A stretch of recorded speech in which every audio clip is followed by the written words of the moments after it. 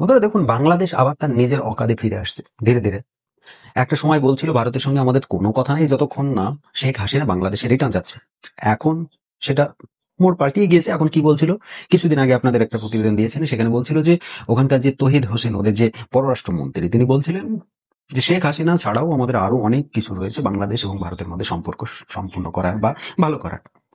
Recently বাংলাদেশের প্রচুর ব্যবসায়ীরা, যারা বাংলাদেশে পেঁয়াজের দাম ঊর্ধ্বগামী হওয়ায় কি করেছে, ভারতের কাছ থেকে আমদানি করার জন্য অ্যাপ্লিকেশন দিয়েছিল বাংলাদেশের অন্তর্বর্তী সরকারের কাছে।